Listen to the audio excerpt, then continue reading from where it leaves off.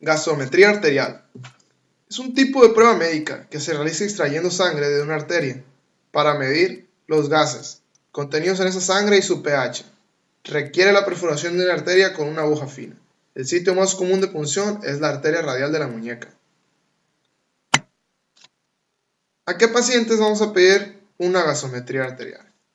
Esta va a estar indicada siempre que queramos valorar el intercambio gaseoso pulmonar y sospechemos alteración del equilibrio ácido-base. Está indicada en el diagnóstico, valoración de la gravedad y evolución de distintos trastornos ácido-básicos, respiratorios y metabólicos. ¿Qué mide esta prueba? La prueba se utiliza para determinar el pH de la sangre, la presión parcial de CO2 y el nivel de ion bicarbonato. Muchos gasómetros también nos pueden ofrecer otros datos, como pueden ser las concentraciones de lactato, hemoglobina y electrolitos diversos como sodio, potasio, calcio y cloro. Uno de los factores más importantes que mide es el nivel de dióxido de carbono y oxígeno. Existen diferentes tipos de muestras: arterial, capilar y venosa.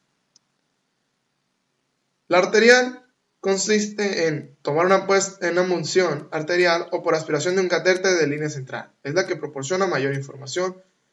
La venosa proporciona información sobre información del estado general del paciente, pero es muy pobre. Se pueden utilizar para evaluar estado de oxigenación de sangre venosa mixta, nada más. Y la capilar se emplea especialmente en unidades de cuidados intensivos de neonatos y pediatría. Es un método que hay que realizar con precaución porque existe el riesgo de cometer errores importantes. La aireación es frecuente, causando cambios importantes en los parámetros. Además, dependiendo de la circulación periférica, la presión de oxígeno capilar puede variar a los distintos valores arteriales. La técnica. Mientras que la mayoría de las extracciones de sangre se obtienen por una vena, una gasometría arterial se toma de una arteria. Por lo general, se extrae de la arteria radial, situada en la muñeca o la arteria braquial, que se puede palpar en el interior del brazo de nivel codo. Personal médico realiza un test de Allen. Esta prueba confirma la circulación colateral de la mano. Primero, tapando la arteria cubital y la arteria radial al mismo tiempo, soltando la arteria cubital para ver si la irrigación es suficiente. El siguiente paso es la antisepsia, palpar el pulso. Después, se introducirá la aguja de insulina y la sangre fluirá solo. La muestra se lleva de inmediato a un gasómetro. Es importante considerar que al introducir la aguja sacarás el aire para que sola se absorba la sangre. Los cuidados de la muestra. Si tras extraer la muestra se observan burbujas de aire en el interior de la muestra, se deben extraer inmediatamente con la jeringa en posición vertical. Una vez obtenida la muestra, debe mantenerse en condiciones estrictamente de anaerobias. Entonces, hasta que se lleve a cabo el análisis. Entre la extracción y su análisis no deben de pasar más de 10 a 15 minutos. Y la anticoagulación de la muestra es imprescindible, pero una cantidad excesiva puede alterar estos resultados.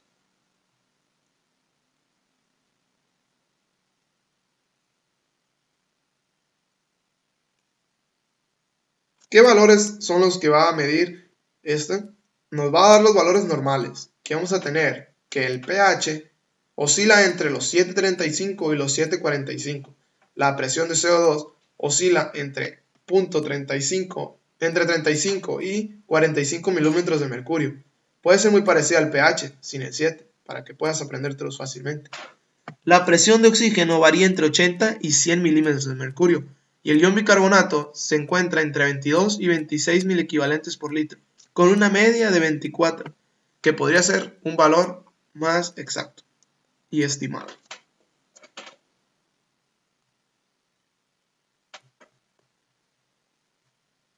Encontraremos diversos trastornos, como tenemos la acidosis metabólica, en el cual está causada por una disminución de la concentración de ion bicarbonato en la sangre. Vamos a encontrar que en la acidosis metabólica el pH se va a encontrar disminuido. La presión de CO2 al igual se va a encontrar disminuido. Y el ion bicarbonato, siendo el trastorno primario, también estará disminuido. La compensación respiratoria para una acidosis metabólica es la hiperventilación. Y la corrección renal será un aumento en reabsorción de ion bicarbonato. La causa principal es el aumento de producción de ácidos fijos, como en acetoacidosis o el ácido láctico. Principal causa. La regla compensadora teórica dice que por cada disminución de un miliequivalente por litro de ion bicarbonato, deberá existir una disminución de 1.3 milímetros de mercurio de la presión de CO2.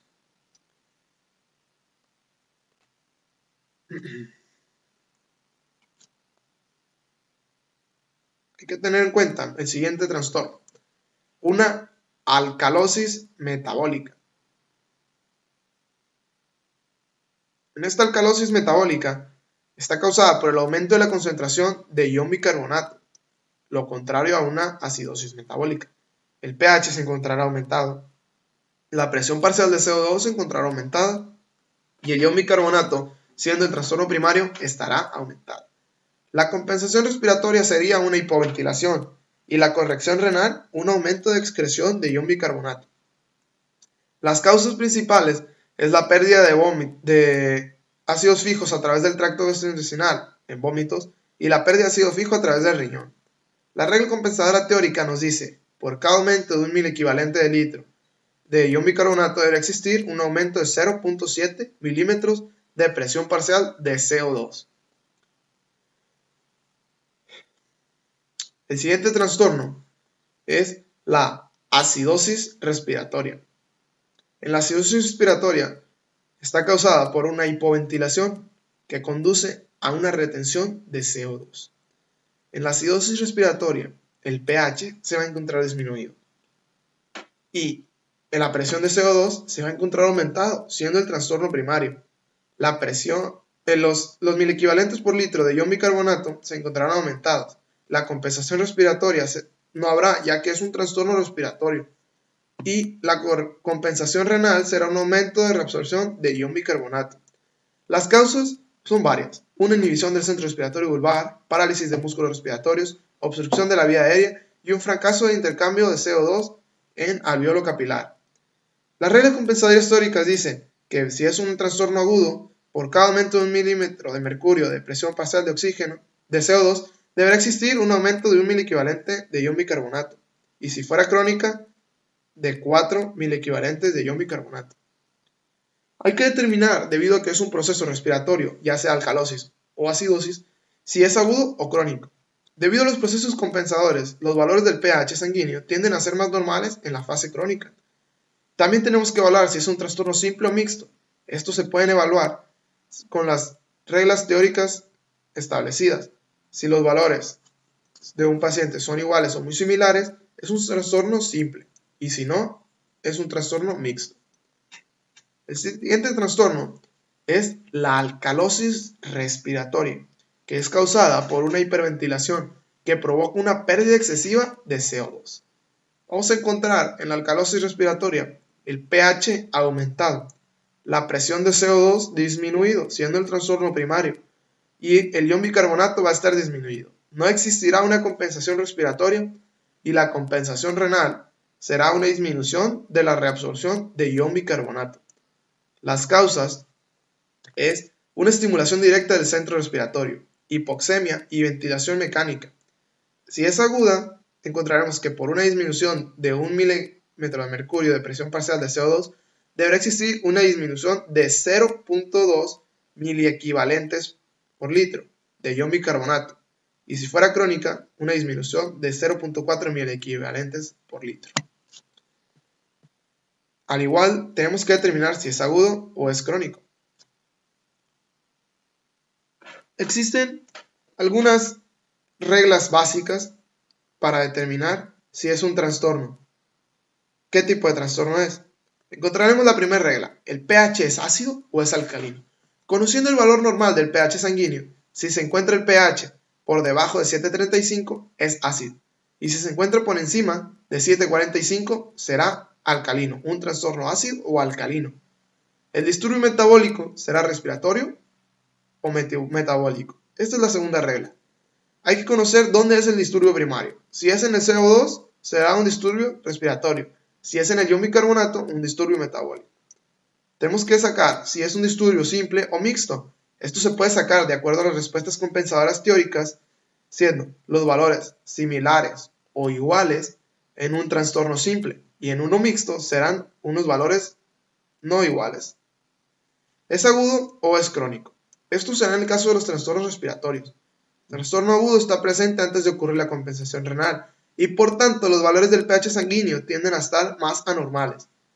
Al contrario, en un trastorno crónico, que tarda varios días la compensación renal, el pH sanguíneo será un poco más normal.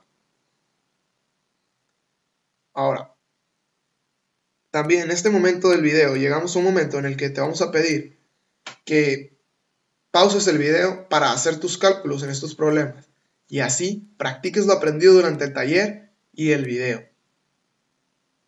Caso 1. En este caso es una acidosis metabólica. Caso 2. Acidosis respiratoria en fase aguda. Caso 3. Alcalosis respiratoria en fase aguda.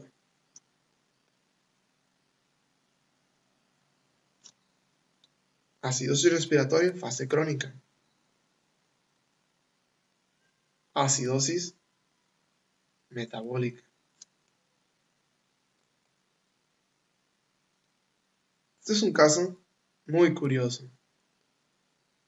Confundido es un disturbio mixto, donde hay existencia de disturbios independientes del equilibrio ácido básico, que se puede confundir, pero lo podemos obtener con las fórmulas compensadoras. Estos disturbios hay que estar muy atentos y son nuestro foco principal.